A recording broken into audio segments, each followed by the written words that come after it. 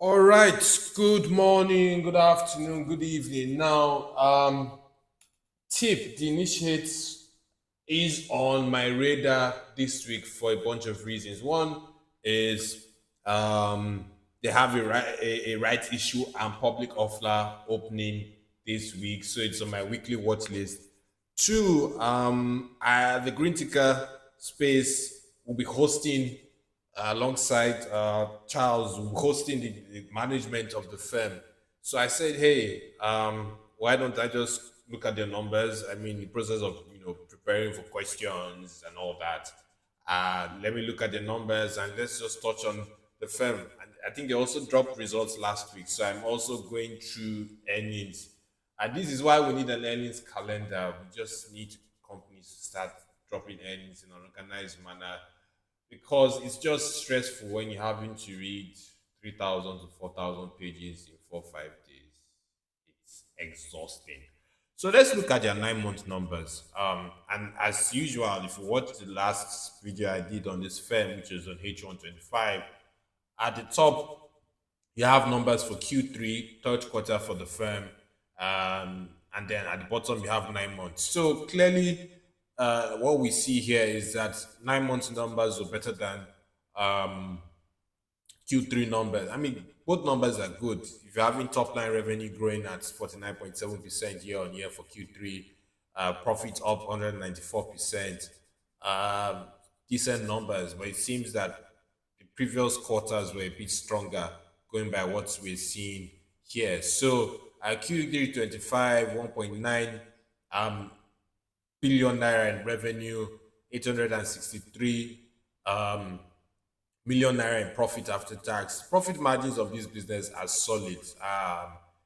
You rarely see, very few Nigerian companies have profit margins of 43.3%. So what that means is that for every 100 naira in revenue generated in Q3, 43 naira was profit. Uh, it also seems like what I'm seeing is that profit margins in Q3 are better than profit margins for 9 months. So it's nice to see profit margins better quarter compared to the previous quarters. That is pretty solid. But top line clearly grew faster. So you can see hey, 9 month revenue up 129% year on year, Q3 revenue up about 50% year on year. So 9 months numbers, meaning prior quarters had stronger growth in top line, but Q3 has stronger growth in profit margins. EPS came in for 9 months 25, 2 naira and 6 kobo, up 288%. Q3 EPS at 0.97, almost 1 naira a share. So clearly, if you subtract 1 naira from 2.06, it means that the previous quarters you had maybe the balance as well. So clearly, Q3 earnings per share was quite strong. Now, let's go look at the revenue split. I'm always very keen on revenue splits for companies. You have to look beyond top line revenue and then profit. What is the component of revenue? What's growing and why? What's not doing well and why?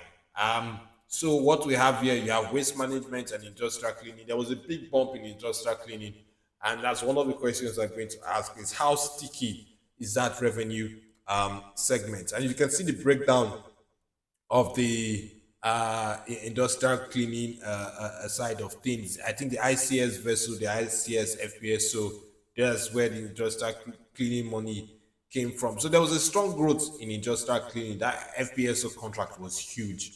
Um, Clearly, the bulk of revenue is waste management, but industrial cleaning, if it's consistent, we provide a good buffer anytime waste management is weak. You also have splits across location: TDU, Quale, TDU, PHC, Serration, E-waste, asbestos. So clearly, I like the revenue split, but I'm wondering how sticky is this industrial cleaning revenue? How sticky is this? Are these one-time things? Are they do they have long-term contracts? By the way, this video will go out ASAP as soon as I'm done recording, and the space will be up by 4 p.m. West African time. So you can listen to the space on Twitter.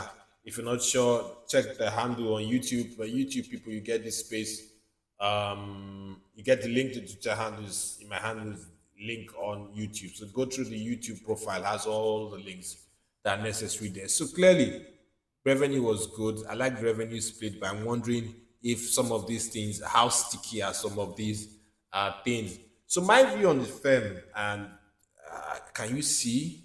Let me see if I can go back. Can I squeeze this?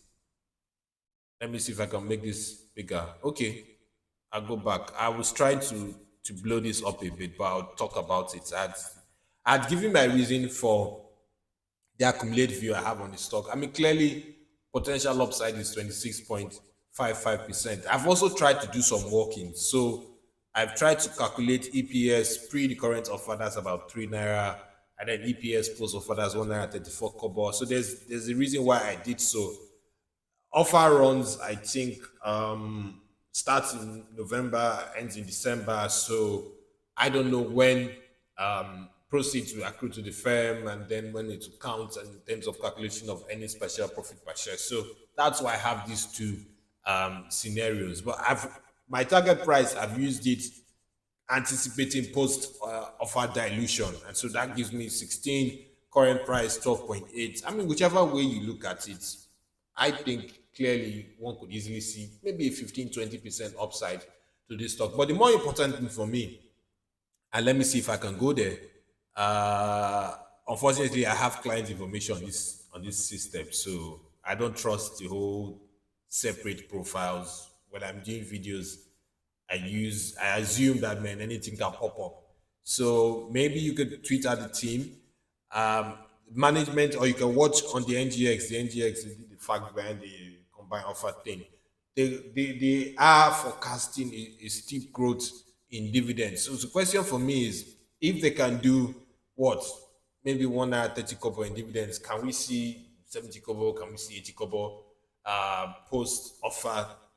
And if it's pre-offer and then the offer people don't qualify, if they can do 3 naira in any special for full year, can we see maybe a 1 naira dividend? I think a 1 naira dividend is doable because if you have any special of 3 naira, or even if you have an earning special of 2 naira 50 kobo and you have a 50% payout ratio, you could easily do 1 naira.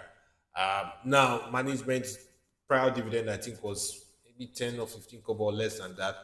But just I think it's justifiable that if you have 2 naira in earnings, pay out half or maybe pay out a quarter or pay, which is still decent, by the way.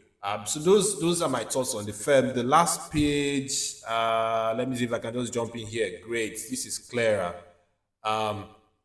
These are details of the offer. There's a public offer and then there's a rights issue. So public offer, anybody can buy. Rights issues for those who are existing shareholders as of August 1st, 2025. So the public offer is what? 8.8 billion shares. They're going to sell 993 million shares at 9 naira 50 kobo. Offer opens this week, November 5, closes December 12, and proceeds going to use it to reinforce existing assets, purchase new equipment, and the likes. And then for the rights issue, can I expand? Yes. For the rights issue, what you have is it's at the 177.9 million shares on the rights ratio of 1 for 5. Rights price is 7 naira, which is a huge discount compared to its current price. In fact, both the rights issue and the public offer price at this decent discount. And same time, offer opens November 5, closes December 12. Both rights issue and public offer closing at the same date. So this is what they plan to use the money for. So that's pretty much about it, ladies and gentlemen.